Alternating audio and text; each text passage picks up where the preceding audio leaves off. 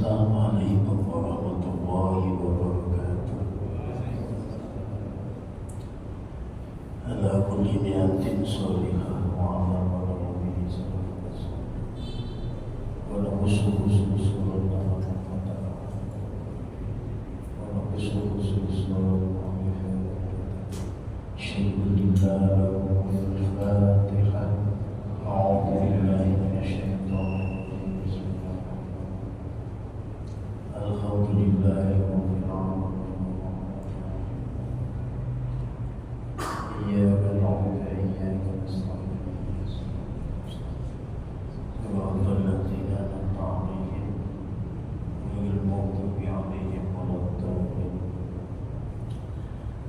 Bismillahi walhamdulillah wassalatu wassalamu ala man la nabiyya ba'dah.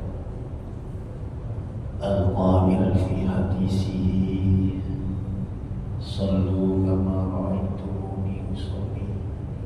Al-hadis aw kama qala abada. Wa qala azza min qa'il a'udhu billahi minasy syaithanir rajim. Bismillahirrahmanirrahim. Inna sholata kanat 'alal mu'minina kitaban mawqutan. Al-ayat sadaqallahul 'azim. Aturkan Aisyah para alim ulama sebenarnya para kiai sekitar bahasa kesesuatu utamanya itu untuk tokoh masyarakat kota dusun menikah kota berjuang alladzi samina wa atama untuk kesubuhan takbir masjid Raudhatul Jannah hingga pulau Sangat Hormati Buki sedaya pengurus masjid hingga pulau Sangat Hormati anak-anak guru baca masjid yang saya banggakan, hadirin sedaya jamaah yang ngawur hingga ibu anak-anakku semuanya yang dirahmati oleh Allah. Pertama-tama ganti izin suruh kita libur Allah Subhanahu wa ta'ala. Wonten dalu menika kula panjenengan tansah diberkati oleh Allah sehingga kita saged sesarengan kawruh saperlu negaraken sagan istiqomah pengajian rutin setiap hari Rabu malam Kamis.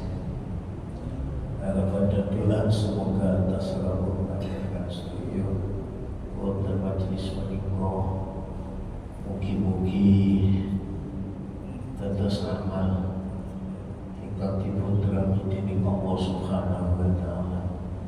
Dan mugi-mugi sarana istiqomahan kula panjenengan sedaya. Mugi-mugi atas rawuh hati wonten majelis Nabi menika semoga bisa mengantarkan kita untuk bisa meraih husnul khotimah. Amin. Allahumma amin. Hadirin para rawuh ingkang mulia, kaji kita masih seputar berkaitan tentang fikih sholat. Kemarin soal sudah dikasihkan, tinggal saya baca gimana caranya atau apa yang harus dilakukan agar sholat kita diterima oleh Allah Subhanahu wa ta'ala. Lajeng sing nomor kali, bagaimana cara agar saya bisa menjalankan sholat dengan khusyuk. Kemudian yang ketiga, sholat rawatib yang mengiringi sholat wajib sangat dianjurkan.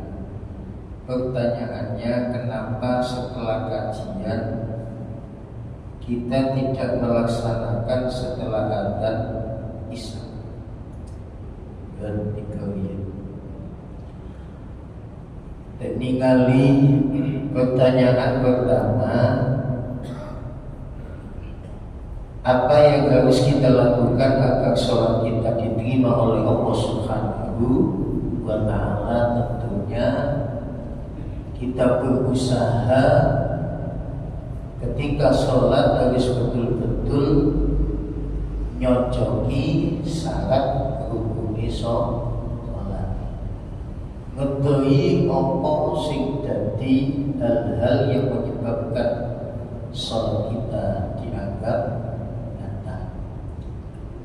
Jadi langkah pertama kita berusaha agar bagaimana ketika sholat kita tahu ilmunya sholat. Namun saya ambil ibarat dalam kitab Sulam Taufik dalam pasal 16 tentang persyaratan diterima sholat kita. Saya baca Bismillahirrahmanirrahim. Faslun fi syurutil liqabuli sholat wasu'ita ma'ama ma'am liqabuliha indallah subhanahu wa ta'ala ayyaksida biha wajhallahi ta'ala wa ayyakuna ma'ulahu wa malbusuhu wa musallahu halal. Teknikali ibarat keterangan nonton kitab Sulam Taufik supados sholat kita diterima oleh Allah, siji di antarane ayyaksida biha wajhallahi ta'ala wahda. Nalika panjenengan ngelantai sholat kedah betul-betul tujuan kula panjenengan semata-mata namung golek ngidani Gusti Allah. Jadi tujuan kula panjenengan nalika sholat semata-mata mengabdi kepada Allah Subhanahu wa Ta'ala. Jadi ayo berusaha nalika sholat manah niki kedah ditoto supados nalika sholat kita betul-betul di dalam sholat tidak ada niatan apapun kecuali hanya semata-mata mengabdi kepada Allah Subhanahu wa Ta'ala. Mila sering matur termasuk diantarane persiapan ketika sholat. Niki wonten kitab Hidayatul Hidayah Imam Ghazali niki sampun nuntun kula panjenengan sedaya. Dadi nalika badhe salat kedah betul-betul pandangan mata ke tempat sujud. Niate ditata supados nalika salat boten diganggu kali setan, dikengken maos surat An-Nas. Sebagian riwayat wonten malih sing dawuh dikengken maos syahadat. Asyhadu an la ilaha illallah wa asyhadu anna Muhammadar Rasulullah. Lajeng maos ilahi anta maksudi wa ridho kaman ilahi Gusti. Niki maknane supados mana niki hanya tertuju kepada Allah nalika sholat. Anta maksudi namung panjenengan ingkang kula seja wa ridho kaman lubi namung ridho panjenengan ingkang kula suwun. Aqdini mahabbataka wa ma'rifataka. Dadi maos kalimat ilahi anta maksudi wa ridhoka matlubi niki supados manah nalika sholat kita betul-betul bisa menata niat kita supados hanya semata-mata namun tinuju ikhlas dhateng Allah Subhanahu wa Ta'ala. Niki supados napa nalika panjenengan sholat dipuntebiaken saking penggodaan setan, lintasan-lintasan dalam pikiran kita, ayo dihilangi. Muga kadang nalika sholat, hal-hal yang tidak ingat di luar sholat, ketika sholat ingat semuanya. Itu kadang pengaruh penggoda setan. Niki syarat yang pertama, wonten kitab Sulam Al-Fil. Lajeng sing nomor kali wa ayyakuna ma'ulahu wa malbusahu wa musallahu halakun. Supados salat kula panjenengan diterami kali Allah, hendaklah apa yang kita makan, apa yang kita pakai, tempat yang kita jadikan sholat harus betul-betul saking rizki ingkang halal. Jadi tidak hanya sekedar niatan sholat kita ikhlas mata-mata karena Allah, supados sholat kula panjenengan diterami kali Allah, ayo berusaha apa yang kita makan, apa yang kita pakai, tempat yang kita jadikan sholat harus betul-betul dari harta yang diridhoi oleh Allah Subhanahu wa ta'ala. Mila ayo berusaha supados awak dhewe bagusi apa yang kita makan, apa yang kita pakai, tempat yang kita jadikan sholat harus betul-betul saking nopo rezeki ingkang halal. Iki termasuk syarat sing nomor kali. Lajeng sing nomor 3 wa ayyahdura qalbuhu fiha falaysa lahu min sholatihi illa ma aqalla minha. Syarat sing nomor 3 nalika sholat hendaklah kula panjenengan berusaha menghadirkan hati kita kepada Allah Subhanahu wa ta'ala.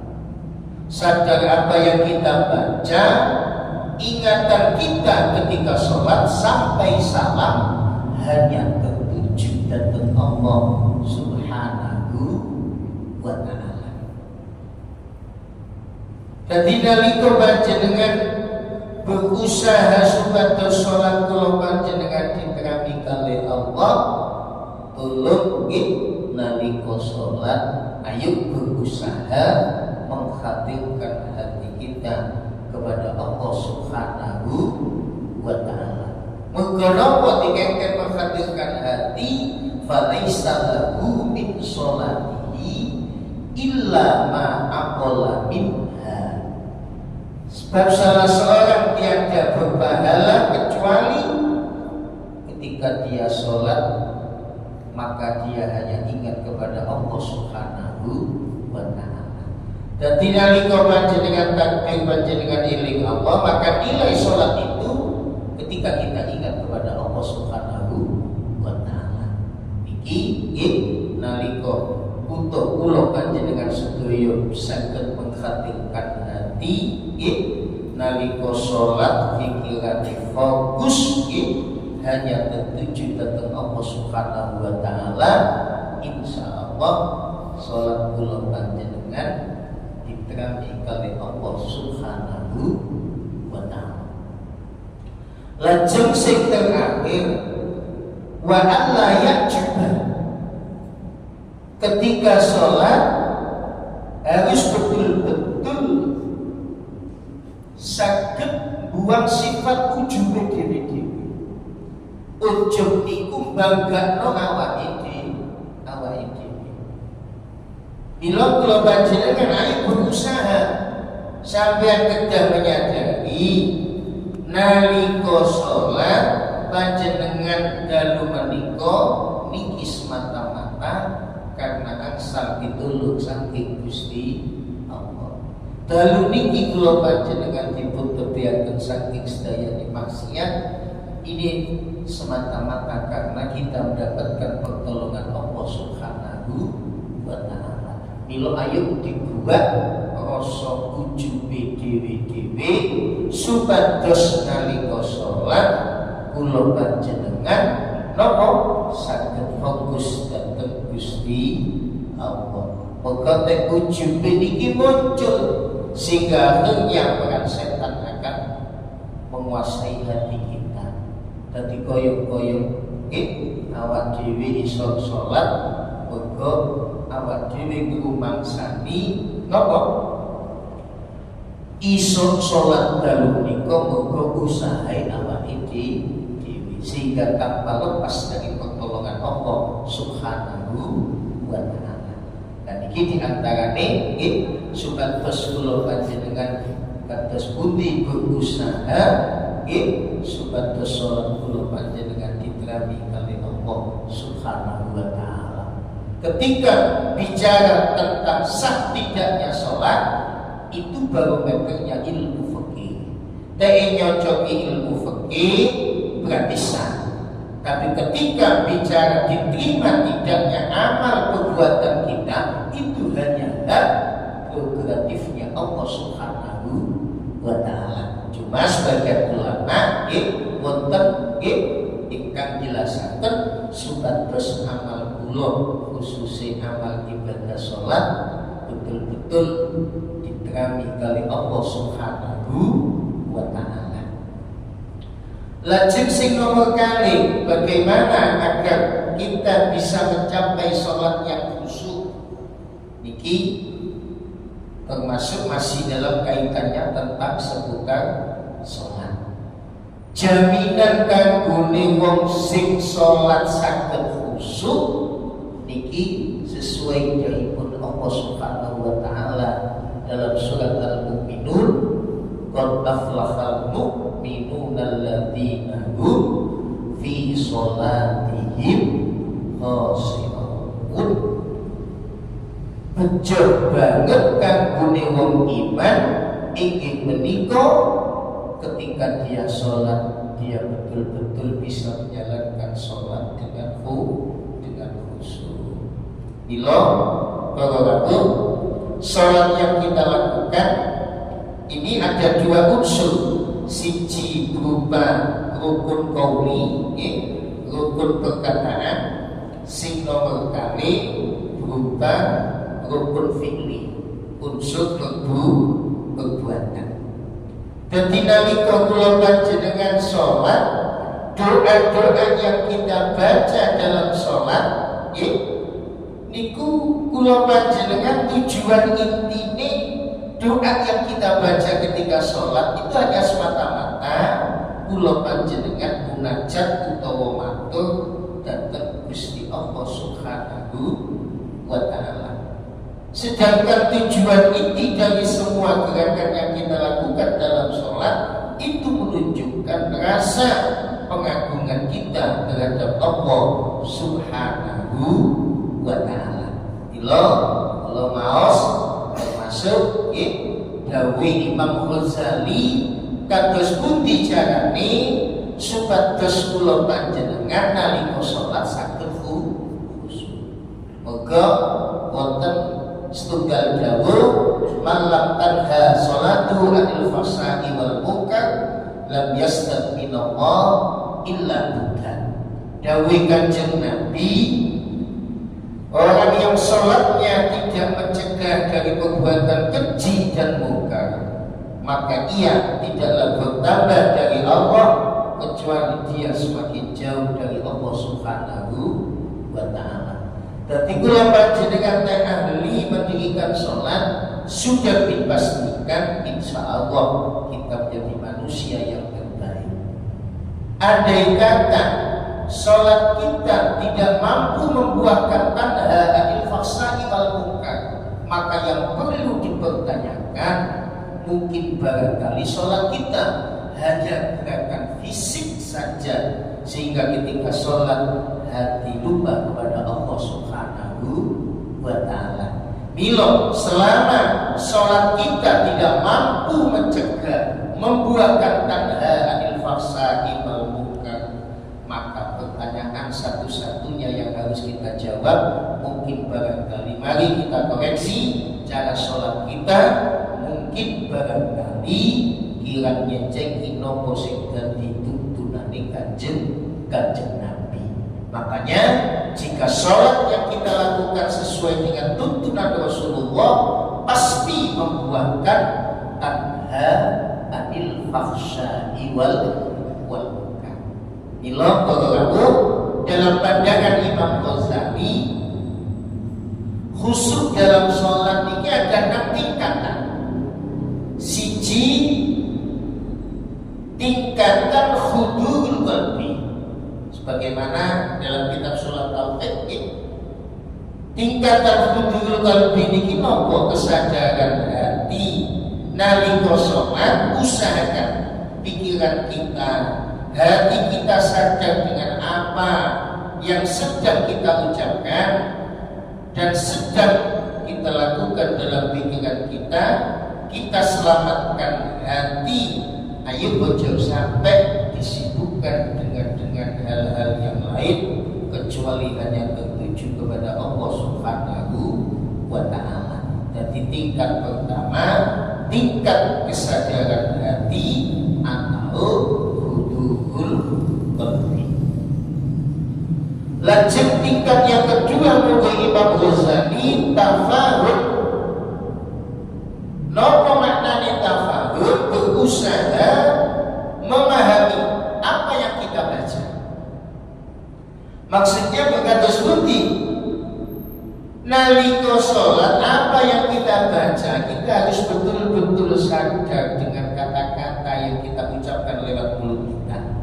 Tapi tidak hanya sadar saja, sekaligus kita bisa memahami apa artinya. Jadi nalika baca dengan takbir Allahu Akbar, niki sampeyan kedah paham selain Allah itu kecil. Allahu Akbar. Nalika panjenengan sampun takbiratul ihram, urusan dunya aja sampai kegawa nalika sholat. Mila panjenengan kedah nyuwun perlindungan dhateng Allah Subhanahu wa ta'ala. Supados pikiran tidak kemana-mana, kedah tafahum. Bacaan-bacaan dalam sholat kita pahami ada sekedarnya aja, tanpa kita terlalu mendalam. Sahabat ucap Allahu Akbar, Allah Maha Besar. Gak usah diangin-angin ke dini saktiho, opo gunung. Nah ini paling dalam ya, hanya sekedarnya aja. Supados pikiran kita tidak kemana-mana. Lanjut tingkatan yang ketiga, at-taqdim. Di samping hudul qalbi, sing nomor kali memahami apa yang kita baca. Yang nomor 3, taqdim. Selain sadar dan mengerti ucapan dan gerakan apa yang kita lakukan, niki kedah didasari dengan rasa pengagungan kepada Allah Subhanahu wa ta'ala. Kepada siapa kita berdialog. Jadi supados timbul rasa pengagungan. Iki sing nomor 3. Lajeng sing nomor 4, haibah atau timbul rasa takut. Takutnya yang timbul dari rasa takdim. Sampai wedi nang kula. Niki tidak bisa dikatakan haibah karena tidak timbul dari rasa pengagungan. Tapi haibah niki rasa takut kita kepada Allah karena bermula dari timbul rasa pengagungan kepada Allah Subhanahu wa ta'ala. Baru yang kelima kata Imam Ghazali, ar-raja, ada harapan kados budi muga-muga ibadah sholat kula panjenengan betul-betul amsal ridhanipun Allah Subhanahu wa ta'ala. Baru yang keenam kedah haya, merasa malu, perasaan malu terhadap Allah. Mungkin barangkali hati kita masih dikuasai perasaan lalai, tidak mengingat Allah Subhanahu wa ta'ala. Keenam tingkatan inilah mungguhi Imam Ghazali supados awak dhewe saged nglampahi ibadah salat kanthi khusyuk. Mungguhi ulama tasawuf khusyuk iku syarat lisihhatis shalah, syarat sae salat. Tapi begitu beratnya hal itu bila mungguhi ulama fikih khusyuk itu hanya sebatas satu likamalis sholat, syarat sempurnanya sholat kita. Jadi kalau panjenengan kata suci jangan nih, ojo sampai dia pikiran aku gak iso khusyuk wis gak sembahyang ae. Pun ya sembahyang ya jamaah. Niki mangke saged khusyuk di kali di ilmu. Niku di antara banyak cara. Sebagian ulama lain ada yang mengatakan termasuk nalika sholat sholli kamuwati, sholatlah kamu sebagaimana kamu besok mati, sholatlah kamu sebagaimana kamu akan pamitan mati. Ini kan dodono, jadi seolah-olah sholat kita hari ini sholat yang terakhir buat kita, supados timbul khusyuk. Jadi khusyuk ini gampangane ingatan kita hanya tertuju kepada Allah Subhanahu wa ta'ala. Moga ingatan itu ketika sholat sampai salam itu sangat angel sekali, sehingga ulama fikih mengatakan khusyuk hanya sebatas syarat satu likamalis sholat. Jadi supados sholat kula panjenengan saged sempurna. Ulama tasawuf kedah khusyuk. Nah niku di antara mila kula waosaken apa yang dipunjawabkan Imam Ghazali supados awak dhewe ngugemi dawuhe setidak-tidaknya harapan kita bisa menjalankan sholat kelawan khusyuk. Lajeng sing nomor 3 pertanyaan ini, sholat rawatib yang mengiringi sholat wajib sangat dianjurkan, betul. Kenapa setelah kajian kita tidak melaksanakan setelah adzan isya subuh? Jadi kula panjenengan ojo sampai ninggal sholat yang menyertai sholat wajib. Ini termasuk sholat sunnah rawatib, baik muakkad maupun ghairu muakkad. Jadi hukum ini sebab wajib, mantun wajib, lajeng sholat sunnah yang menyertai sholat wajib. Yang muakkad ini ulama fikih konten sedasa qobliyatan dhuhri 2 rakaat lajeng ba'diyatan dhuhri 2 rakaat. Ini yang sangat ditekankan. Lajeng asar tidak ada, hanya ghairu muakkad. Nek saged sadurunge salat asar meskipun tidak dikokohkan, panjenengan berusaha ngelampahi sholat sunnah 4 rakaat 2 salam. Jadi sholat qobliyatul asri 4 rakaat 2 salam. Mengenai ba'diyatul asri tidak ada sholat setelah sholat asar, sekaligus tidak ada sholat sunnah setelah sholat subuh. Niku maksudnya hadis mantun sholat asar boten angsal sholat sunnah mutlak, mantun subuh gitu. Kados pundi Ustaz nek kula sholat qadha, jika ada sebab tidak apa-apa. Nah niki sing gak boleh sholat sunnah mutlak. Lajeng mantun sholat maghrib ba'diyatul maghrib 2 rakaat, itu yang muakkad. Usahakan mantun sholat maghrib kula panjenengan kedah nglampahi ba'diyatul maghrib. Lajeng sholat isya niki yang muakkad ba'diyatul isya. Andai kata kita menambahi qobliyatal isya, ini betul apa-apa. Senajan hukumnya ghairu mu'akkad. Lajeng setelah sebelum sholat subuh.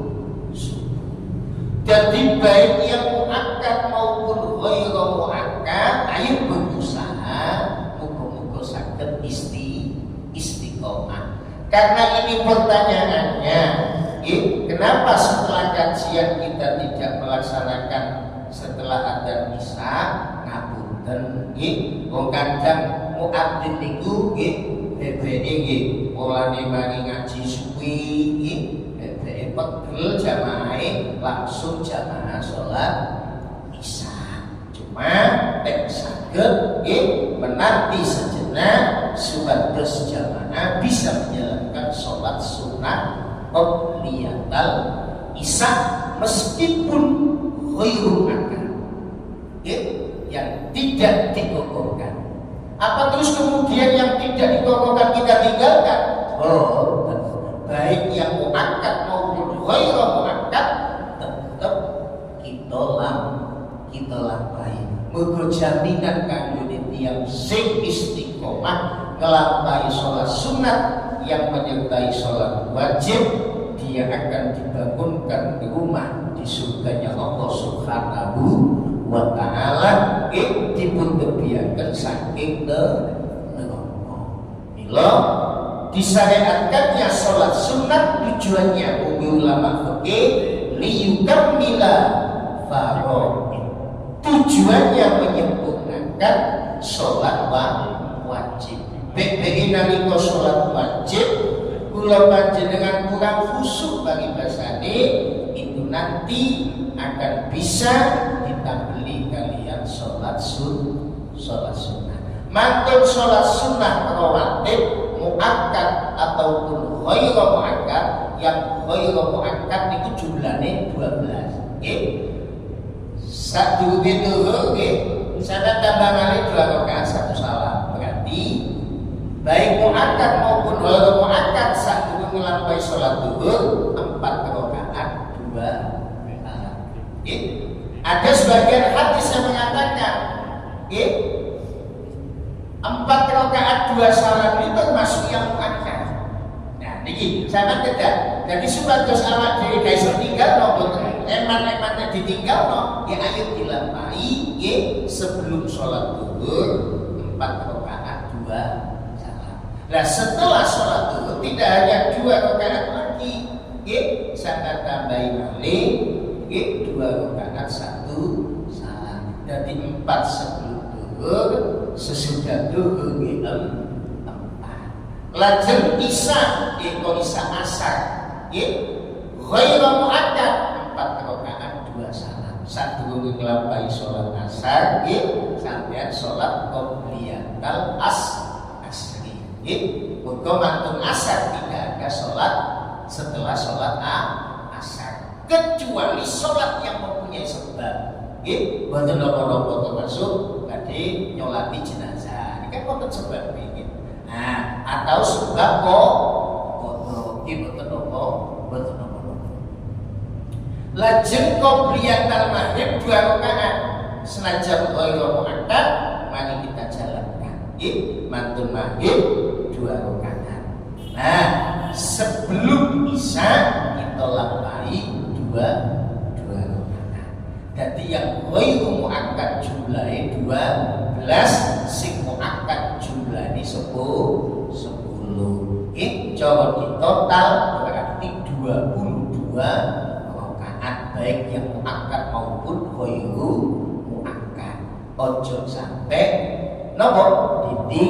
ditinggal. Mila karena pertanyaan ini mengacu pada kajian pada malam hari ini ya, bagaimana Ustaz setelah Anda kok langsung isya? Mohon maaf, mohon maaf. Mungkin barangkali setelah ada pertanyaan ini muadzin sabar sejenak, mungkin ada jamaah yang akan menjalankan sholat qobliyatal isya. Lajeng pertanyaan berikutnya,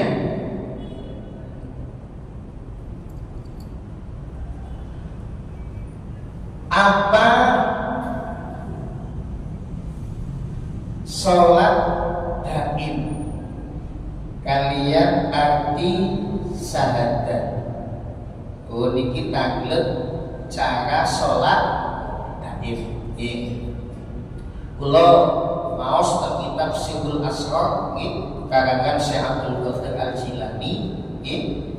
Dadi wonten keterangan Al-Faslur Rabi' Asyra nggih pasal 14 berkaitan tentang fi bayani sholatis syariah wa thariqah. Ini berkaitan tentang sholat syariat dan sholat thariqah. Fa amma sholatus syariah faqad ulimat bi qoulihi ta'ala hafidhu 'ala sholawati was sholatil wusta. Berkaitan tentang sholat syariat, ya, sebagaimana kita telah ketahui, ya, wonten Al-Qur'an Gusti Allah dawuh hafidhu 'ala sholawati, jogon sholat lima waktu. Lajeng wassolatil wusta, jaga jogon sholat wusta. Lah sholat wusta iki ulama-ulama tafsir terjadi perselisihan. Wonten sing dawuh sholat asar, wonten sing dawuh sholat Jumat, wonten sing dawuh sholat tahajud, wonten sing dawuh napa? Sholat subuh. Niki banyak pendapat, termasuk pendapat dari wonten kitab Sihul Asrar, di antarane inggih menika wassolatil wusta niki dimaknani hafidhu 'ala sholawati wa amma sholatul thariqah fa hiya sholatul qalbi mu'abbadah faqad ulimat bihadil ayat wassolatul wusta hiya sholatul qalbi. Jadi wonten sing nafsiri sholatul wusta niki termasuk sholatul qalbi, sholat bangsa hati.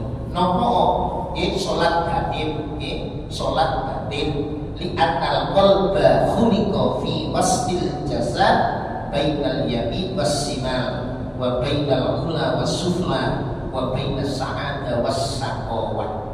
Mergo ati iki dipun dadosaken fi wasdil jasad, di tengah-tengah jasad bainal yamin was simal, di antara kanan dan kiri, wa bainal ula was sufla, di antara atas dan bawah, wa bainas su'ada was saqawat, di antara bahagia dan celaka.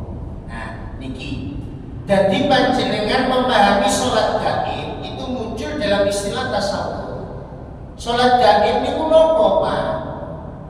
Aja dibayangno sholat gaib niku sampean bayangno sholat Allahu akbar ruku sujud. Boten, sholat gaib niku maknane atine tetep dikir nang Gusti Allah. Niki boten putus-putus, niku jenenge gaib. 24 jam hatinya hanya tertuju kepada Allah Subhanahu wa ta'ala. Nah, sholat cara syariat sebagaimana yang sudah diajarkan Rasulullah, aqwalun wa af'alun muftatahatun bit takbir wa muftatahatun bit taslim bisababin khususiyah. Lah sholat gaib niku istilah tasawuf iso ati niki aja pedhot-pedhot senantiasa iling dhateng Gusti Allah. Panjenengan pendherek thariqah nggih, thariqah niki maceme kata wonten sing mutabarok jumlahe 42. Sing umum teng Indonesia biasa qadiriyah atau qadiriyah Syadadiyah, Syatoriyah dan seterusnya. Nah, nalika panjenengan supados manah niki senantiasa iling Gusti Allah, mila di situ diajarkan dzikir khafi, ngucap kalimat Allah tanpa dilafazkan. Allah, Allah, setiap detik nafas Allah, Allah, Allah, Allah. Supados ati niki daim iling dhateng Gusti Allah. Mergo tujuane salat iku akimi sholati dzikri. Dirikanlah salat tujuannya ingat kepadaku. Moga Imam Ghazali, bagaimana dinamakan sholat yang tujuannya ingat kepada Allah, sementara dalam sholat kita ingatan kita lalai tidak mengingat Allah Subhanahu wa Ta'ala. Milo diusahakan sholat gaib dalam arti apa? Arti ini kayak diusahakan eling pengeran, baik di luar sholat, lebih-lebih di dalam sholat. Makanya kita diajari dzikir khafi, di samping khafi dzikir jari. Mantun sholat biasa mau kalimat la ilaha illallah disambung kali dzikir khafi. Nah ini diantara bila anna sholatul tariqah fa hiya sholatul qalbi mu'abbadan faqad ulimat bihadihil ayat. Jadi sholat tariqah itu sholat hati. Sholat hati sing mu'abbadan, sing selama-lamanya. Wa amma sholatus syari'ah aqwatun min kulli yaumin wa lailatin khamsa marrat. Sholat bangsa syariat waktunya sudah ditentukan sehari semalam jumlahnya lima kali. Nah khusus sholat tariqah niki mu'abbadah fi muddati umri. Selama kita hidup ati iki aja sampai napa lali betul eling Gusti Allah. Jadi berusaha mulazamatud dzikri mu'abbadah fi muddati umri. Niki jenenge sholat gaib. Dadi sholat gaib aja dibayangno sampeyan sholat kadang-kadang boten. Sholat gaib yang dimaksud di situ ati ojo sampai putus nantiasa tetep eling nang Gusti Allah. Carane iki kedah dilatih, dzikir jarine ya dilakoni, dzikir khafi niki dilakoni.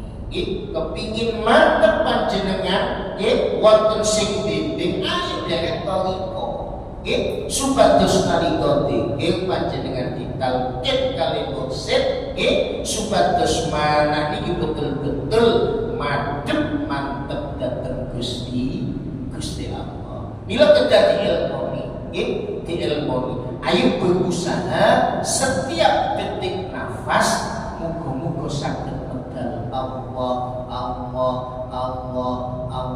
tanpa dilafalkan. Nah, mantun sholat dzikir jalini ayo tetep diwoco. Dadi nalika ngucap la ilaha illallah, dadi la arah ke atas, ilaha sisi kanan, waktu illallah ditegak nanti sebelah semakin keras supados setan-setan niki mencetak kabeh illallah kedah. Dadi harus napa dibarengi kalian dzikir khafi. Mila mantun salat ayo supados awak dhewe gaib mu'abbadah mana niki eling Allah sampeyan supados Allah tanpa dilafalkan. Lan iki lho Bapak-Ibu, jadi istilah salat gaib dalam ilmu tasawuf ayo berusaha ati niki supados terus dzikir dhateng Gusti Allah. Cuma bahasae make napa salat gaib. Dadi eling nang pangeran nek kelas syariat napa carane supados eling salat dikedah salat syariat. Tapi nek toriko salat gaib maknane napa ati ojo sampe napa putus supados kula panjenengan manahe tetep eling dhateng Gusti Allah. Dadi ini sing penting ya. Dalam salat ingatan kita subuh wa firahu wa habbuhu ilallah, muga-muga ketunggule orientasi hidupnya, tujuan yang ia tuju semata-mata untuk Allah Subhanahu wa Ta'ala. Dzikir jari ini tetap diwaca, di luar dzikir jari ayo dzikir ismudan atau dzikir ngopi senantiasa nggih kita waos supados mana niki kelebet mana sing gaib mulazamatud dzikri netepi dzikir nggih sampai kula panjenengan dipundhut kali Gusti Allah. Muga-muga ngaji sediluk untuk manfaat di dunia kata untuk soal berikutnya saya lanjutkan besok. Allahumma salli wa sallim wa barik ala sayyidina Muhammad walhamdulillahi rabbil alamin. Allahumma fa'na bima 'allamtana wa 'allimna ma yanfa'una wa zidna ilman nafi'an wa zidna ilman nafi'an wa zidna ilman nafi'an. Allahumma ya dafi'al bala if'al bala wal wala wal fahsya wal munkar was suyuf al mukhtalifah wa qawlun wal miqat وما بطن من بلدنا هذا إندونيسيا خاصة ومن سائر بلدان المسلمين عامة إنك على كل شيء قدير. اللهم اختم لنا بالإيمان واختم لنا بالإسلام واختم لنا بحسن الخاتمة واختم لنا بكلمة لا إله إلا الله محمد رسول الله بجاه سيد المرسلين. استجب دعاءنا يا الله استجب دعاءنا يا الله يا أرحم الراحمين. ربنا هب لنا من أزواجنا وذريتنا قرة أعين واجعلنا للمتقين إماما. ربنا آتنا في الدنيا حسنة وفي الآخرة حسنة وقنا عذاب النار. سبحان ربك رب العزة عما يصفون وسلام على المرسلين والحمد لله رب العالمين. أسأل الله أن يغفر لي ويغفر لكم.